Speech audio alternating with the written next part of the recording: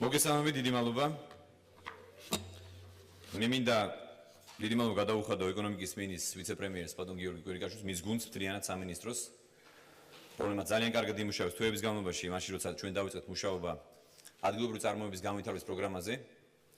თვეების განმავლობაში ჩვენ დავამუშავეთ თითქმის ყველა დარგი.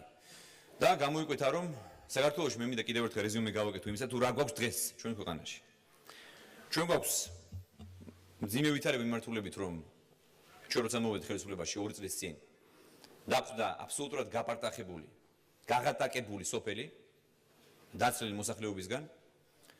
ჩვენ დაგვდა დანგრეული სოფლის მეურნეობა, წარმოების არარსებობა რეგიონებში, ქვეყანაში ზოგადად და მხოლოდ ქვეყანა იყო ორიენტირებული იმპორტზე.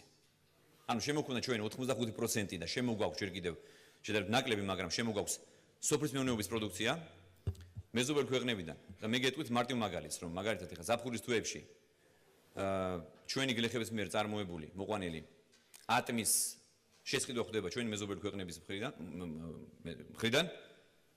ხდება მათი შენახვა სპეციალურ სამაცივრო მეურნეობებში და მათი გაყიდვა საქართველოში შემოაქვთ ზამთარში. 5 მაგ და 6 მაგ ფასად. ეს არის მარტივი მაგალითი იმისა, თუ რა მდგომარეობაში არის და იყო ჩვენი სოფლის მეურნეობა. რა თქმა უნდა, გამოწვევები იყო ძალიან ბევრი. ძალიან დიდი და ჩვენ გამოწვევების დავიწყეთ, ესე იგი, მუშაობა. გუშინ ჩვენ გვქონდა ძალიან საინტერესო შეხვედრა. კიდევ ერთხელ რეზიუმე გავაკეთეთ, შეჯამება გავაკეთეთ იმისა, თუ რა სურათი არის საქართველოში. გუშინ გვქონდა გასული ეკონომიკური საბჭოს სხდომა, სადაც შევიკრიბეთ ეკონომიკური გუნდის წევრები, მინისტრები და ასევე გუბერნატორები. და კიდევ ერთხელ შევაჯამეთ და ჩვენ ამას უახლოეს დღეებში წარუდგენთ ბიზნეს წარმომადგენლებს, შევაჯამეთ თუ რა რესურსები აქვს საქართველოს და რას ვერ ვიყენებთ და არ ვიყენებთ ჩვენ და საუბედუროდ. პრაქტიკულად გამოიკვეთა, რომ თითოეულ რაიონში გვაქვს იმაზე მეტი რესურსი, რაც ჭირდება ადგილობრივ ბაზარს.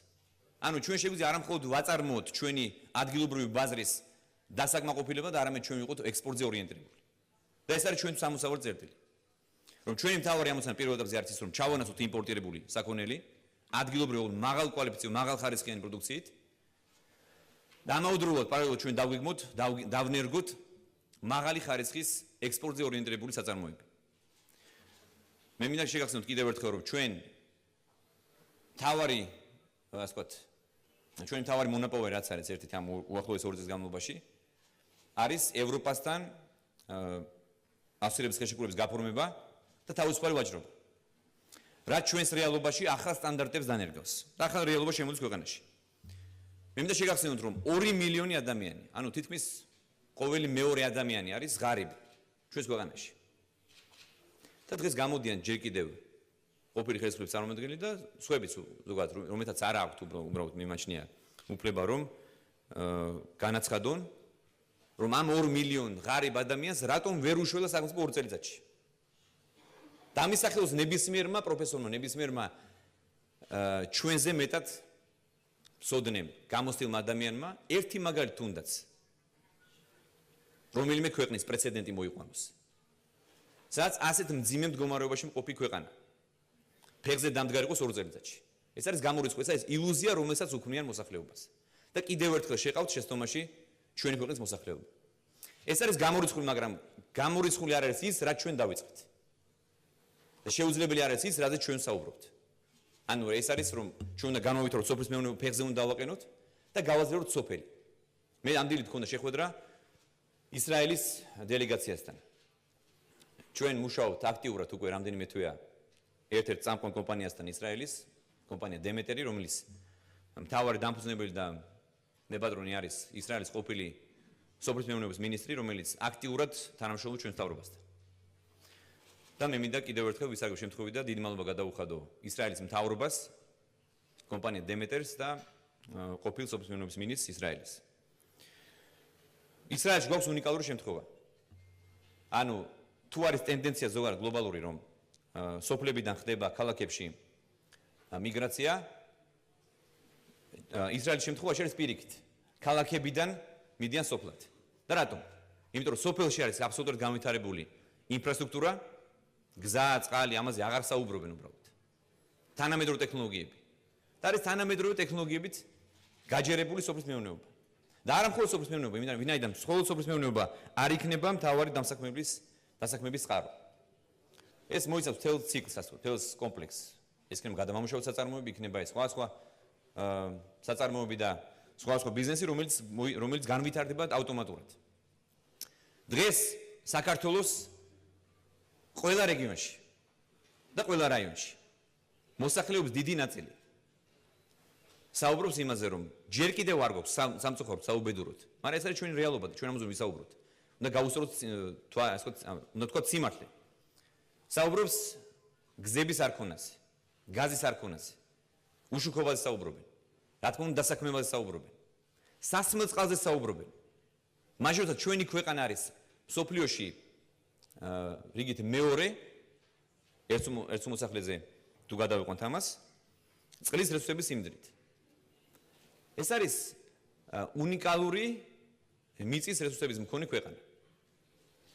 გვაქვს 500-ზე მეტი ჯიშის სახეობის ყურძენი. 22 მიკროკლიმატი. ანუ პრაქტიკულად ჩვენს ქვეყანაში არის ყველა რესურსი, ყველა იმის პირობა, რომ იყოს განვითარებული თანამედროვე ტექნოლოგიებით განვითარებული სოფლის მეურნეობა და წარმოება, ადგილობრივი წარმოება. მე მინდა შეგახსენოთ, რომ ჩვენ როცა დავიწყეთ პროგრამაზე აწარმოოს საქართველოში მუშაობა, ჩვენ მაშინ ავიღეთ ყველა დარგი. გავაანალიზეთ თუ რისი წარმოება შეიძლება საქართველოში. ანუ როგორ უნდა მოხდეს ეტაპობრივად ჩანაცვლება იმპორტირებულ საქონლის. და რასთავარი კიდევ ერთხელ მინდა გავიმეორო, ჩვენ ყოველთვის ვიქნებით და ვართ და ვიქნებით ექსპორტზე ორიენტირებული. აღმოჩნდა, რომ ძალიან ბევრი პროდუქციის წარმოება შეგვიძლია ადგილზე. გვაქვს ამის უნიკალური რესურსები და ამის თაობაზე მე როგორც შეგფერდით დაწყეში როგორც თქვი, გვექნება საუბარი უახლოეს დღეებში. მთავრობამ წარუდგინა ბიზნეს სექტორს, კერძო სექტორს ადგილობრივი წარმოების განვითარების პროგრამა აწარმოეს საქართველოში. ჩვენ პრაქტიკულად უნიკალური შანსი მივეცით კერძო სექტორს, რომ განვითარდეს, განავითაროს მათ საკუთარი ბიზნესი. გამოვიტანეთ არა მხოლოდ 100 საწარმო, რომელიც იყო დაკეტილი და აბსოლუტურად არ ამოყურებდეს არაერთი წლების განმავლობაში. არამედ მივეცით მათ საშუალება უნიკალური, რომ ნებისმიერი ქონება, რომელიც არის სახელმწიფოს კუთვნილებაში, მათ მიიღონ ერთგლარად სიმბოლურ ფასად. მიიღონ სახელმწიფოსგან 30%-იანი გარანტია, იმისაც რომ აიღონ ბანკიდან სესხი. და 2 წლის განმავლობაში პრაქტიკულად უფასოდ, ვინაიდან მათ მოუწევთ 1-დან 2%-მდე სესხის გადახდა, ვინაიდან 10% ჩვენ ვიხდით სახელმწიფო უხდით ბიზნესს. ეს არის უნიკალური შემთხვევა.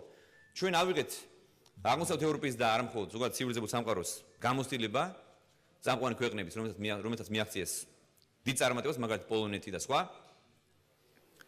და სხვა შორის მიკრობიზნესის განვითარებაც არის სწორედ პოლონეთის მაგალითზე და აღმოსავლეთ ევროპის მაგალითზე დაფუძნებული. ჩვენ კარგად დავამუშავეთ და შევთავაზეთ საშუალება კერძო სექტორს. 2 წელიწადში ჩვენი დახმარებით, მთავრობის დახმარებით 800,000-მა ბენეფიციარმა, გლეხმა, ფერმერმა მიიღო დახმარება. სოფლის მეურნეობის დახმარების პროგრამის პარალელში. 400 მილიონზე მეტი არის დახარჯული ინვესტირებული სოფლის მეურნეობაში, სახელმწიფოს მხრიდან. ამას გარდა ჩვენ მქონდა გამოწვევა, რომ მოსახლეობა, რომელიც სულ ზღაპავდა პირდაპირ. მე აღარ ვსაუბრობ იმ მძიმე რეჟიმზე, რომელიც არსებობდა რეპრესიული მანქანა და ამ შემდეგ, სულ ზღაპავდა იმის გამო, რომ ელემენტარული პირობები არ ჰქონდათ მათ. კურნალობას გულისხმობ. ამიტომ ჩვენ მოგვიწევთ დაახლოებით მილიარდი ლარით გაზრდა ჯანმრთელობის ბიუჯეტის. დღეს საქართველოში ყველა მოქალაქე არის დაზღვეული. მოქალაქე აღარ ნერვიულობს, აღარ ფიქრობს იმაზე, რომ თუ რაიმე სახის ოპერაცია დასჭირდება, მას არ ექნება საშუალება, რომ ოპერაცია გაიგეთოს. და ნახეთ შედეგი. პირველად 20 წლის განმავლობაში ჩვენ საქართველოში შევამცირეთ სიკვდილიანობა და პირველად საქართველოში წელს დაფიქსირდა პენსიონერთა რიცხვის ზრდა. ანუ დღეს საქართველოში ნაკლები ადამიანი იღუპება, ვიდრე ეს ხდებოდა გასულ წლებში. და რატომ მეგობრებო, მე მკითხავსო? ჩვენ შეგვიძლია მარტივად იპასუხოთ, რომ ეს არის სახელმწიფო პოლიტიკის შედეგი. ეს არის უნივერსალური დაზღვევის პროგრამის შედეგი, ასევე ჩვენი, ასე ვთქვათ, თავისუფალი მიდგომის შედეგი, რომ ჩვენ მივეცეთ საშუალება ადამიანებს თავისუფლად განვითარდნენ. თავისუფლად იცხოვრონ თავისუფალ საქართველოში. და ნახეთ ეფექტი როგორ არის, როგორ, ასე ვთქვათ, დაუყოვნებლივ წარმოჩინდა. და სწორედ რაც შეეხება მიკრობიზნესს და მე მინდა კიდევ ერთხელ შეფასება გავაკეთო იმისა თუ რა მდგომარეობა სოფლებში არის უმუშევრობა, როგორც გითხარით 2 მილიონი ადამიანზე მეტი არის ღარიბი. ჩვენ გადავწყვეტთ რომ გარდა იმისა რაც ჩვენ დავიწყეთ აგრარული წარმოების პროგრამა, ამის ერთ-ერთი კომპონენტი იქნება მიკრობიზნესის და მიკრო და მცირე მეწარმეების ხელშეწყობის პროგრამა. დაახლოებით 20 მილიონი ლარი გამოიყო პირველ ეტაპზე. დაახლოებით 5000 ადამიანზე არის გათვლილი 4-დან 5000 კაცამდე. ჩვენ გადავცემთ საჩუქრად თითოეულ ოჯახს, თითოეულ ადამიანს, რომელსაც ჩვენ დავატრენინგებთ, ვასწავლით ცოდნას მივცემთ. ვასწავლით როგორ უნდა აკეთოს მცირე ბიზნესი, როგორ უნდა გააკეთონ კოოპერატივები. მათ გადავცემთ თითოეულს დაახლოებით 5000 ლარს. მათ შეეძლებათ რომ გააკეთონ კოოპერატივები, შექმნან 2 ან 3 კაციანი კოოპერატივები, გააერთიანონ ეს რესურსი და დაიწყონ მცირე ბიზნესის წარმოება სოფლებში. მაგალითად თონის ან სხვა ასე ვთქვათ, საწარმოები გახსნა, მცირე მიკრო საწარმოები გახსნა, რომელიც საშუალებას მისცემს მათ რომ დასაქმდნენ, აწარმოებენ პროდუქცია და ელემენტარული შემოსავალი გაუშვათ მოსახლეობას. ეს პროგრამა არის აპრობირებული აღმოსავლეთ ევროპის ქვეყნებში, პოლონეთში, ძალიან კარგი მაგალითი არის პოლონეთი. BIP-ის კონდა სხვა შორის ეს პროგრამა განხორციელდა საქართველოში, რომელიც მანამდე არ ჩანდა. დიდი მადლობა მინდა გადავუხადო BIP-ის ამ ინიციატივის ამ წამოწყებისთვის, რომელიც რამდენიმე წელი წინ განხორციელდა საქართველოში. ეს არის ის, რაზეც მე მინდოდა დღეს თქვენთან საუბარი. და რაც თავარი, სახელმწიფო მარტო ვერ განავითარებს, ვერ შექმნით სამუშაო ადგილებს. შექმნით ყველა პირობას. ვერ დამისახელებს ვერც ერთი ადამიანი. შეიძლება ჩვენ არ ვართ იდეალური. მე არ მაქვს ამ პეტენზია. ჩვენ არც ერთ მთავრობის წევრს, მაგრამ ჩვენ ვაკეთებთ ყველაფერს. რაც ჩვენს ხელთ გვაქვს. იმისთვის რომ განვითარდეს კერძო ბიზნესი. თავისუფლად ოპერირება განახორციელოს ნებისმიერ ბიზნესს საქართველოში. კანონის ფარგლებში. დანარჩენი კერძო სექტორმა უნდა განავითაროს. ის პირობები რაც მე ჩამოგითვალეთ, რომ 10% სახელმწიფო უხდის. ვერ დამისახებთ ბევრ ევროპულ ქვეყანას. სადაც მსგავს რამეს აკეთებს სახელმწიფო. თანაც ღარიბი სახელმწიფო. მაგრამ ჩვენ გამოვნახეთ რესურსი, მილიარდი ლარი გამოვნახეთ ჯანაცვლისთვის, გამოვნახეთ 400 მილიონი სოფლმეურნეობისთვის, გამოვნახეთ ეს რამდენიმე ათეული მილიონი იმისათვის რომ განვავითაროთ ადგილობრივი წარმოება საქართველოში. მე ვიცი რომ გასულ წელს მაგალითად 6 მილიარდი სუფთა, ანუ მოგების სახით დაილექა საქართველოში კერძო სექტორში. ანუ ფულადი რესურსი არსებობს საქართველოში. არსებობს უამრავი საშუალება. არსებობს უნიკალური რესურსები ქვეყანაში, რომელიც არ არის გამოყენებული. და ჩვენ ამის თავაზ გვექნება კიდევ ერთხელ პრეზენტაცია. მე მინდა შევთავაზო ბიზნესს, ჩვენ გვაქვს იდეების დონეზე დამუშავებული და მას პროექტების დონეზე დავიყვანთ, ან ზოგს იდეების დონეზე დავტოვებთ. პროექტების დონეზე შევთავაზეთ ბიზნესს. თურისი წარმოება შეიძლება საქართველოში. მათ აკეთონ ბიზნესი თავისუფლად და მიიღონ მონაწილეობა სახელმწიფოს მშენებლობაში. ხოლო მთავრობა ვერ გააკეთებს მათ გასაკეთებელს. მთავრობასთან ერთად კერძო სექტორი უნდა გაერთიანდეს და უნდა მიიღოს, უნდა გახდეს თანამონაწილე ჩვენი ქვეყნის მშენებლობის პროცესში. სხვანაირად ჩვენს ქვეყანას ფეხზე ვერ დავაყენოთ მეგობრებო. სახელმწიფოს არ აქვს იმის რესურსი, რომ 2 მილიონ ადამიანს ერთ დღეში შეუქმნათ სიმდიდრე. ეს არის გამორიცხული და ჩვენ ამას არ ვიკადრებთ, არ მოვატყუებთ მოსახლეობას. ჩვენ არ დავპირდებით იმას, რის გაკეთება ჩვენ არ შეგვიძლია. მაგრამ ვაკეთებთ იმას, რის გაკეთება შეგვიძლია. ეს არის ყველაზე მთავარი.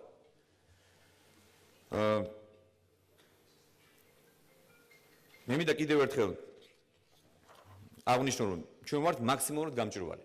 ვართ მზად იმისათვის, რომ მაქსიმალურად მჭიდროთ, ვითანამშრომლოთ ბიზნესთან. ჩვენ ვართ მზად, ნებისმიერი სამინისტრო. პირად მე ვარ ჩართული იმისათვის, რომ ყველა პირობა შევუქმნათ ბიზნესს. იქ იმას მცირე, საშუალო თუ მსხვილი ბიზნესი. ასე რომ კიდევ ერთხელ მე მინდა დიდი მადლობა გადაგიხადოთ ყველას მობრძანებისთვის. მიმაჩნია რომ ეს პროგრამა, რომელიც დაიწყება ნოემბერში და ჩვენ დავატრენინგებთ 4 თვის მანძილზე რამდენიმე 1000 მოსახლეს ყველა რეგიონში და ყველა რაიონში.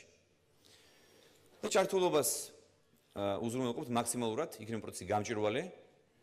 4 თვის თავზე უკვე ჩვენ შევარჩევთ გამოკვეთილ, ასე ვთქვათ, ლიდერებს, უბრალოდ ვინც არიან, ვინც მიიღებს და მოიგებს ამ პროგრამას და მათ დავაფინანსებთ. ეს არის ისმაც მინდოდა ჩვენ დღეს გვაქვს კიდევ ერთხელ მინდა გითხრათ, რომ დღეს გვაქვს უნიკალური შანსი. რომ რეალურად განმოვითაროთ კერძო ბიზნესი, კერძო სექტორი, ხელი შევუწყოთ მეწარმოების განვითარებას, სოფლის მეურნეობას და ხელი უნდა შევუწყოთ იმას, რომ ისევ როგორც ისრაელში ხდება, რომ ქალაქიდან მიდის პირიქით სოფელში, სოფლად მიდის მოქალაქე, იქ ავითარებს საკუთარ ბიზნესს. მე მჯერა რომ ერთ დღეს ჩვენ ამას მივახცევთ. ყველაფერი ჩვენს ხელში. ასე რომ კიდევ ერთხელ მოვუწოდებ კერძო სექტორს, რომ გაერთიანდეს ჩვენთან ერთად, სახელმწიფოსთან ერთად, მთავრობასთან ერთად და მაქსიმალურად მჭიდროდ ვითანაშოთ იმისათვის, რომ ჩვენი ქვეყანა ერთხელ და სამუდამოდ დავაყენოთ ფეხზე. გამოვითაროთ სოფლის მეურნეობა, გავაძლიეროთ სოფელი და ადგილობრივი წარმოება. დიდი მადლობა ყურადღებისთვის.